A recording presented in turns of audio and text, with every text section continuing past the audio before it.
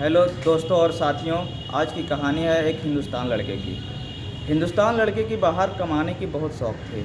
हिंदुस्तान लड़के जब बाहर कमाने के लिए जाते हैं तो उसे इधर पैसा कमाने में अच्छा नहीं लगता है, तो वो सोचते कि ना मैं ज़्यादा कमाऊँगा इसलिए मैं सऊदी अरब जा रहा हूँ। तो वो सऊदी अरब जाने के लिए सोच लेते हैं। वो एजेंट पकड़ते हैं और एजेंट के सहारे वो सऊदी अरब चले जाते हैं। वहाँ उनको काम दिया जाता है और काम में इतना मन लगा देते हैं कि वो बहुत पैसा कमाता है।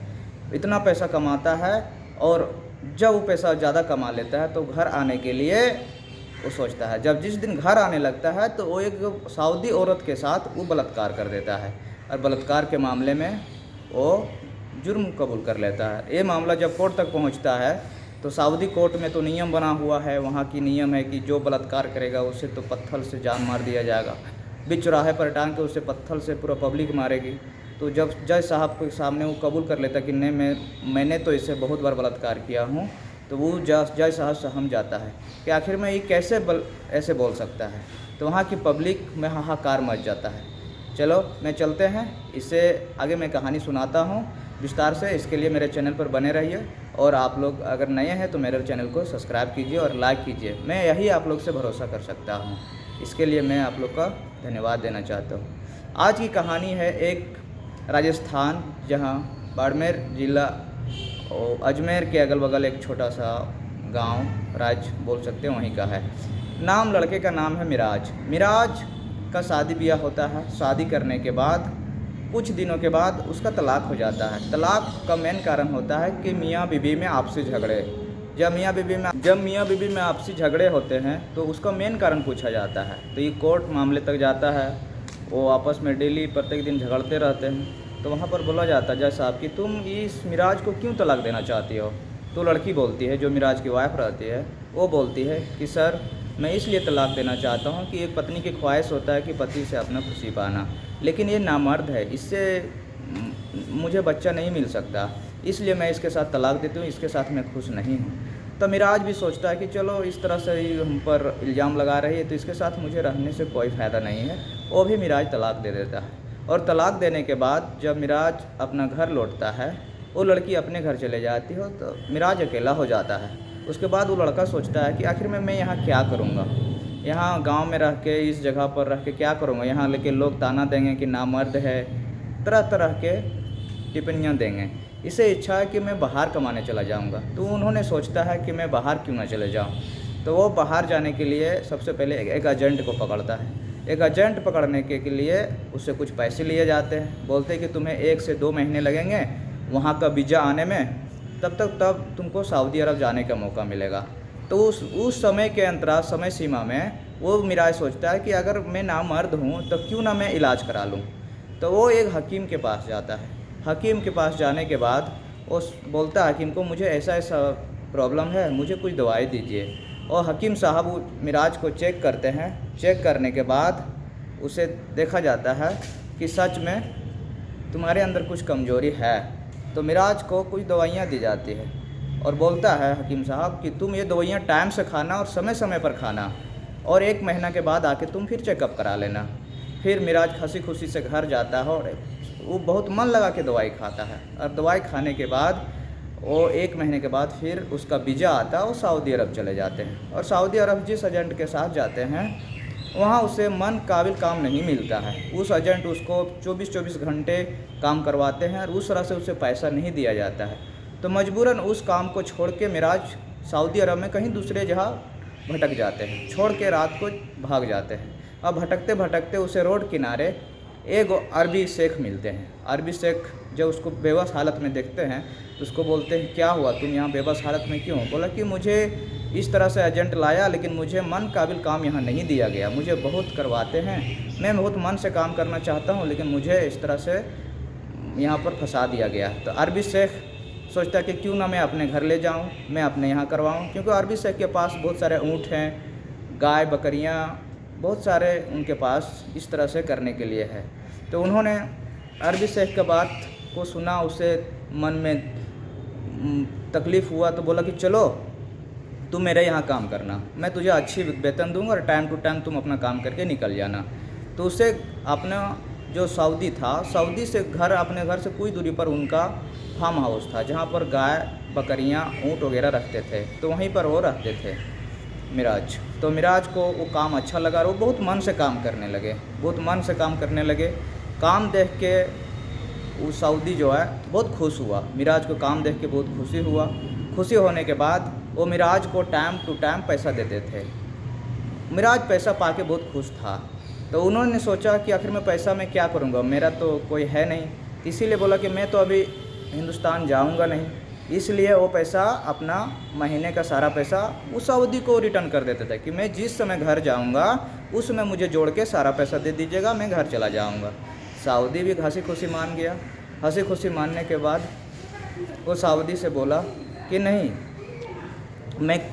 मैं तुम ले लो पैसा। बोला कि नहीं, मैं पैसा नहीं लूँगा। तो पैसा नहीं लेने के कारण वो काम करते रहा, काम करते करते उसे 5 से 6 साल हो गया। बहुत लंबा अरसे के बाद उसने सोचा कि मुझे पैसे तो बहुत हो गया, टाइम भी बहुत हो गया, मुझे घर की याद आ रही, मुझे घर जाना चाहिए और यही पैसे से मैं वहाँ जाके सेटल हो जाऊँगा और अपना शादी ब्याह करके ठीक हो जाऊँगा। क्योंकि तब तक उसका जो बीमारी था, नामर्द का बीमारी था, गुप्त रोग था, उसका ठीक हो चुका था। उसे चेकअप कराने के बाद उसे लग रहा था कि नहीं, मैं अब सही हूँ, ठीक हूँ, मैं शादी कर सकता हूँ। तो जब वो पैसा उस सऊदी के पास अपने मालिक के पास मांगने गया तो मालिक 1-2 महीना टाल दिया कि अबर महीना तुमको सारा पैसा दे देंगे, ये पैसा तुम्हारा जो तुम पैसा हमको देते थे वो सारा मैं किसी बिजनेस में इन्वेस्ट कर दिया हूँ, कुछ दिन के बाद आना, तुमको पैसे मिल जाएंगे। इसी तरह फिर जाओ अपने मालिक के पास गया अगले महीना, फिर यही बात बोल कर टाल दिया। तो उन्होंने उसके साथ और मालिक के साथ, दोनों के साथ बहुत तू में नोकझोंक हो गया और दोनों के साथ। तो मालिक सोचा कि आखिर मैं इससे पैसे मैं कैसे बचाऊं, इसका पैसा मैं कैसे करूं। तो उन्होंने क्या किया कि काम करो मिराज, तुम अब यहाँ छोड़ के तुम मेरे घर पर चलो, घर पर तुम्हें खाना बनाने की ज़रूरत नहीं पड़ेगी, मेरी वाइफ है वहाँ पर, तुमको थोड़ा मोड़ा काम कर देना घर पे और जो सामान बाजार करेगा ला देना। तो मिराज भी हंसी खुशी मान गया कि चलो वहीं रहना है। तो मिराज का जो मालिक था सऊदी, उसने उसको एक घर पे है साइड रूम दे दिया और वहीं मिराज रहने लगा। घर का जो भी काम रहता था, थोड़ा मोड़ा सब्जी लाना, बाज़ार का जो भी सौदा वो मिराज लाया करता था। तो उसकी बीबी और मालिक ने सोचा कि इससे हम लोग कैसे छुटकारा पाएँ। तो उन लोग ने एक कहानी बनाई, उन लोग दोस्तों के साथ मिलकर कहानी बनाए कि तुम इस तरह से नौटंकी करना कि तुझे इसने बलात्कार किया है। औरत मान जाती है। वो औरत बहुत ही सीधा शांत परिवार का रहता है और अच्छे ख़ानदान की रहती है, लेकिन उसके दिल में बहुत खल रहा था कि मैं ये क्या करने जा रहा हूँ, किसी पर इल्ज़ाम कैसे लगाऊंगी। तो उन्होंने घर पर बुलाया, एक पार्टी रखा हुआ था। पार्टी होने के बाद वो औरत को ज़बरदस्ती उसके हस्बैंड के द्वारा बोला गया कि तुम हल्ला करो कि मुझे मिराज ने छेड़ा है। तो उसने हल्ला किया ज़बरदस्ती, ना चाहने के बावजूद भी हल्ला किया। तो मिराज को उनको दोस्तों ने पकड़ लिया, मारपीट किया कि तुम इस मालकिन के साथ तुम कैसे ऐसे गंदा काम कर सकते हो। मालकिन ने उस पर जुर्म किया कि मैंने किया क्या है, तुम मुझे मार क्यों रहे हो। तो उसको 2-4 आदमियों ने बोला कि तुम मालकिन को तुम छेड़ता है, उसका हाथ पकड़ता है, बलात्कार करता है। कि बोला कि मैं किसी को कोई बलात्कार नहीं करता हूँ। तो सऊदी जो होता है वो अपनी पत्नी को ज़बरदस्ती ले जाके उस पर अफियार कर देता है और ये मैटर कोर्ट तक पहुँच जाता है। जब कोर्ट में मैटर पहुँचता है तो जज साहब को बुलाते हैं मिराज को कि बताओ तुमने क्या मालकिन को रेप किया है, ऐसा किया है। तो बोला सर, वो कुछ नहीं बोलता है। उसके बाद वो लेडीज़ को चढ़ाया जाता है जिसके साथ वो संगीन मामला जुर्म हुआ रहता है।